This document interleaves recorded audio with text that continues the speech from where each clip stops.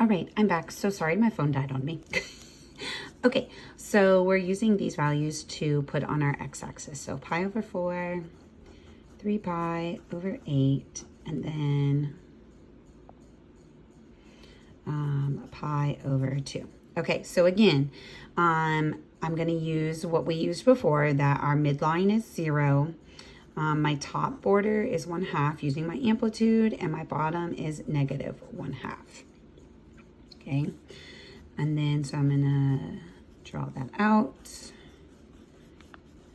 Okay, so I know because of my original shape of the graph that I'm going to start up here at positive 1/2. And then at pi over 8, it's going to be 0. And then down here at negative 1/2. And then back up. And then here. So this is one cycle, one period. And if I needed to like keep going and go all the way to 2 pi or pi, again, you would just repeat this curve. Okay, not a beautiful curve, but you get the idea. Okay, so let's keep going. Number 2. All right, number 2 was y equals 2 sine 3x minus 1. All right, so we're going to figure out what our amplitude is, what our midline is, and then our period. And then we'll do our increments. Okay, so our amplitude is 2. Our midline is y equals negative 1. Our period for sine is originally 2 pi, but then I need to divide it by this coefficient, which is 3. So then for my increments, I need to take my 2 pi over 3 and divide it by 4. So keep change flip equals 2 pi over 3 times 1/4, which is 2 pi over 12. Simplified, pi over 6. Okay, so when I do my table, I'm going to add pi over 6 this time. Okay, so again, like visually, if you need help right here, so I'm going to start, like here's my x and y axis. I know that was kind of dramatic, sorry. But my midline is going to start here down at negative 1 and go up 2 and down 2 from there. Okay, we have no horizontal shift. Okay, so we don't have to worry about that. All right, again, we're just going to graph one period. So we're going to graph from 0 to 2 pi over 3. If you needed to keep going farther, remember, it's just going to repeat that same cycle. All right, I'm going to do my table over here, and then I will do my graph on the next page. Okay, X, Y. Okay, so make sure you know your original graph of sine. Your original graph of sine is going to start here and go up and down and up and down. Okay, so this is our original sine graph. All right, so when x is 0, all right, so if I plug in 0, sine of 0 is 0. Okay, so 2 times 0 is 0, negative 1. So that's going to be at negative 1. And then remember, we're adding pi over 6 each time. So pi over 6. So if I'm starting down here at negative 1, I'm going to go up to my midline. Okay, so negative 1 is my midline. I'm going to go up, and then I'm going to hit that max value. Okay, but we'll fill that in a minute. All right, then I'm going to add pi over 6 to that. Well, that's 2 pi over 6, which is pi over 3 reduced. Then I'm going to add pi over 6 to that. Okay, well, that requires me to get a common denominator with this one. So times 2, so now I have 2 pi, plus 1 pi is 3 pi. 3 pi over 6, pi over 2, plus pi over 6. Multiply this whole thing by 3 this time to get a common denominator. So 3 plus 1 is going to be 4 pi. 4 over 6, 2/3. So 2 pi over 3, and that's what we wanted. That's the end of our period. So here's one full complete period. So again, knowing the general shape, I'm shifted down 1. So once I start at -1, I'm going to go up. So I'm going to go up to that maximum value, which is +1. Okay, then I'm going to start to come back down. So then I'm going to hit my midline, and then I'm going to go all the way down to the bottom, and then I'm going to start to come back up. Okay, all right, so now I'm going to go ahead and graph these things. Okay, so if you need to, pause. Okay. All right, so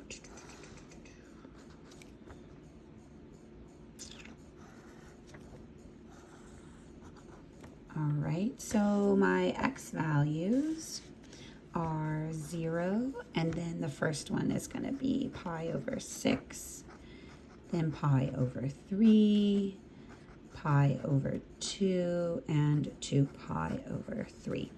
All right, I go up to a +1, and I come down to a -1 and a -3. Okay, so remember, +1 is my upper boundary, -3 is my lower boundary. All right, so I'm going to start at -1. Then I'm going to go in my first X value, come up to +1, then come back down. Whoops. Not there. Come back down to about right here. Then keep going down. Then start to come back up. Okay, so do your best to make it a nice little curve. And so here is 1 period. Okay, let's keep going. Number 3. Okay, number 3 and 4 have some horizontal shifts in there. So we got to do something a little bit different there. Okay, so we're still going to start with the same thing. We need to know what our amplitude, we need to know what our midline is, we need to know what our period is. But this time, because we have this horizontal shift, we need to do what's called a phase shift. Okay, and we talked about that the first day. Okay, and then we'll do our increments. I'll leave some space. Okay, so our amplitude is 1. Our midline is y equals 3. So we know our maximum is going to be a 4 and our minimum is going to be a 2. Okay, our period has not changed. Okay, so our period is still 2 pi. Our phase shift, again, right here. This horizontal shift means I'm moving to the right pi over 4. Okay, so we're moving right pi over 4. So this is where we start. Okay, so this is where we start on the x-axis. Now from here, we want to figure out what our increments are. Sorry. So our increments, remember, are going to be our period divided by 4. My handwriting is terrible today. All right, 2 pi divided by 4. Okay, which is going to be a pi over 2. All right, so I'm going to start at pi over 4, and then I'm just going to start adding pi over 2, pi over 2, pi over 2, pi over 2. Okay. All right, so we want to do 1 full period, which would be from 0 to 2 pi. All right, so x, y. Okay, so we may not want to start at 0 because our graph doesn't even start. Like everything is shifted. It was shifted over to pi over 4. So that's like where our starting point is. If you want to, you can start at 0. I'll show it just in case you want it, okay? All right, so 0, and then because of our phase shift, we're gonna start at pi over 4. Now add our increments to that. So plus a pi over 2, which would be 3 pi over 4. Okay, then plus pi over 2, which would be 2 plus 3, 5 pi over 4. Okay, and then plus pi over 2, which is 2, which is 7 pi over 4 plus pi over 2.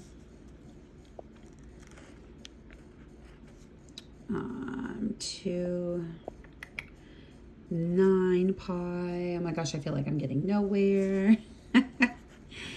9 pi over 4. All right, plus pi over 2. That's going to be 11 pi over 4. Oh, we're getting close. We're getting close. Plus pi over 2. So 11, 12, 13. Okay, so maybe we're not getting close.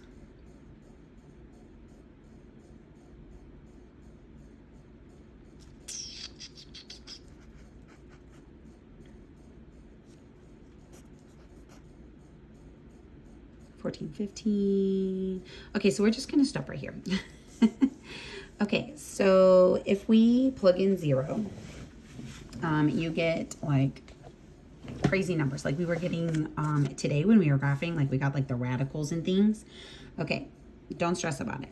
But, okay, pi over 4 is where we start. So remember, original sign, oops, sorry, you can't see that. Original sign, which we just did, again, starts at 0 and goes up, down, up, down, up, down. So remember, we're not starting at 0 anymore. We're starting here at pi over 4. But remember, we're also shifted up 3. Okay? So we've shifted over, but also up. So my pi over 4 is going to start at my 3. And then I'm going to go up. Okay, remember my original function. I'm going to go up to my max. So up 1. Okay, it's going to bring me to 4. That's going to hit my max, and then I'm going to start to come back down. Okay, and then once I hit my min, I'm going to bounce right back up. So from 3 up to 4, then back down to 3. Okay, then down 1 more to 2. Okay, but 2 is my min, so I'm going to bounce right back up.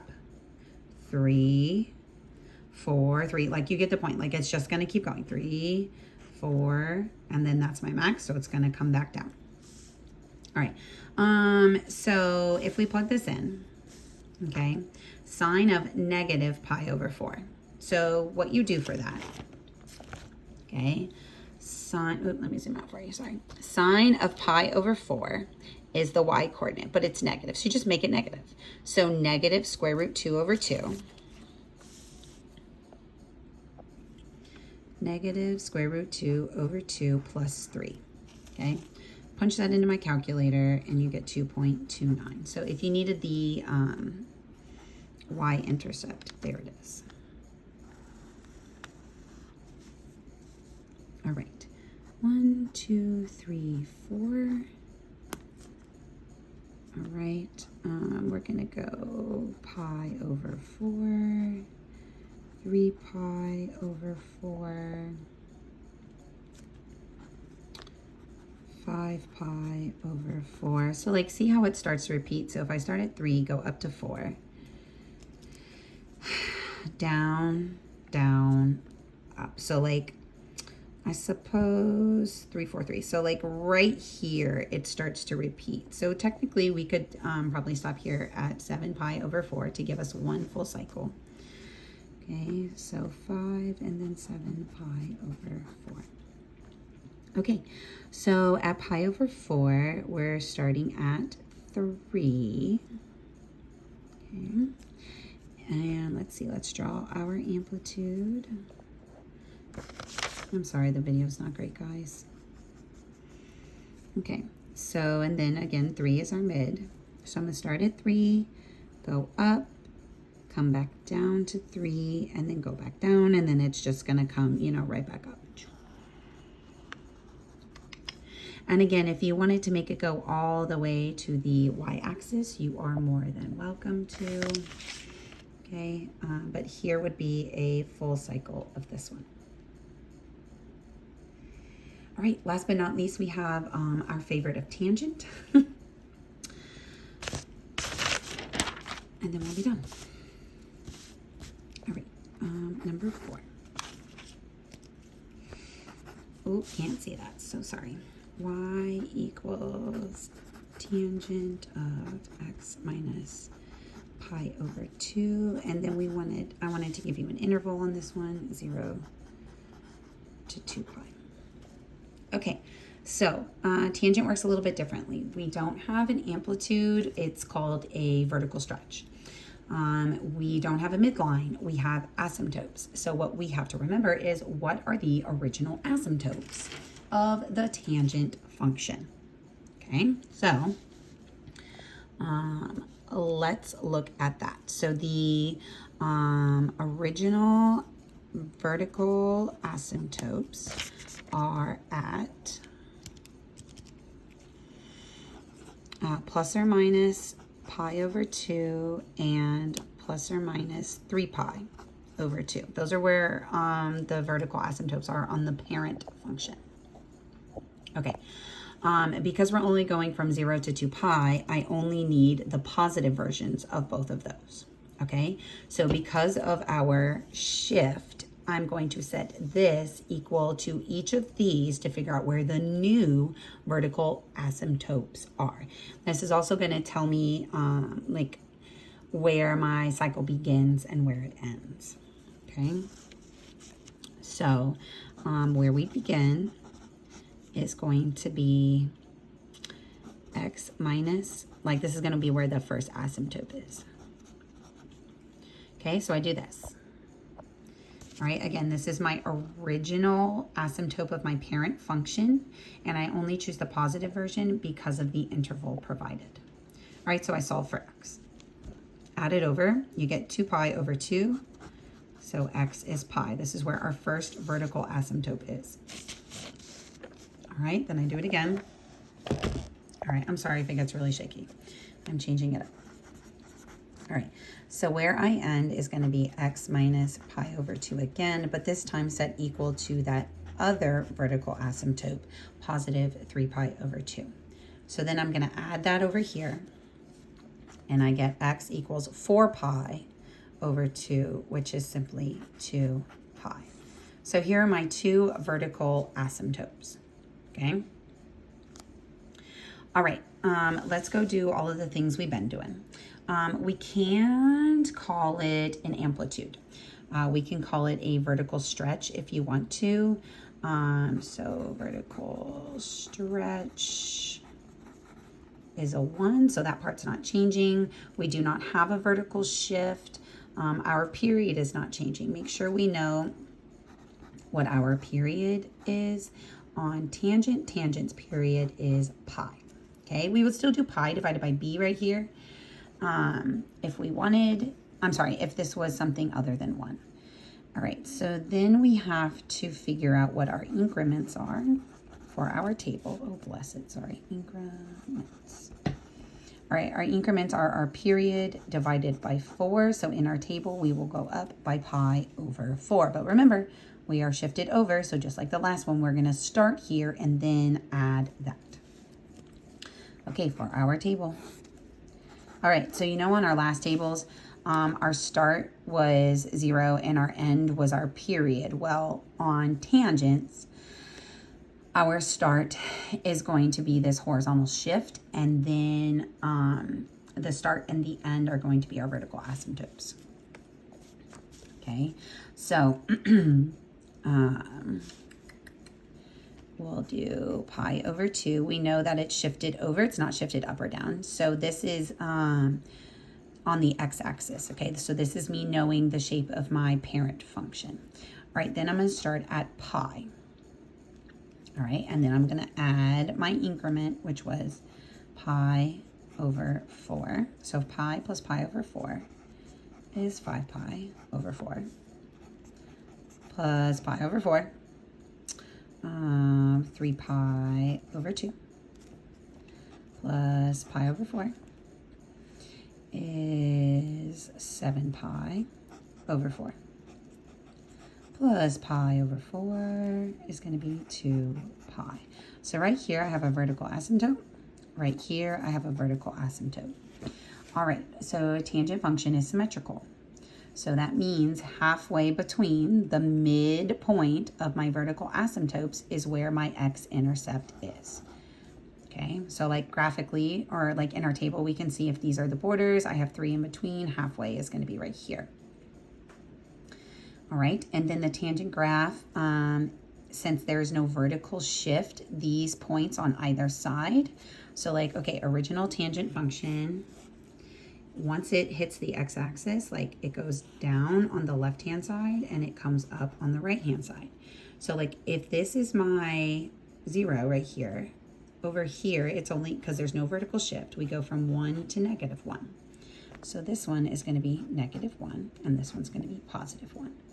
Okay, again, this is just us knowing the properties of our parent function.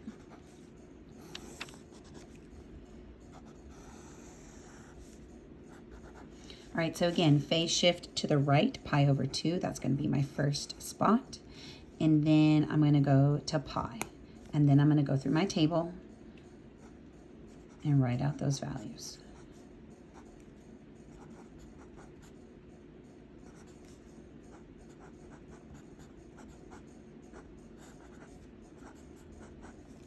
Okay, so again, I'm going to draw my vertical asymptotes at pi and at 2 pi.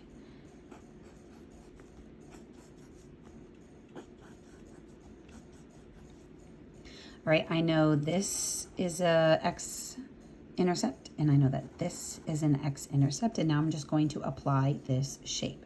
So from here, it's going to go down to the x-axis, and then we're going to come back up, and then we're going to come down, and then we're going to come up. All right, so here is our tangent function. Oh, I'm so sorry. Okay. All right, that is it. I know that was a lot. So hopefully you were able to pause / fast forward if needed. Please make sure all 4 of these are done, plus number 10 in your notes. I'll see you Monday.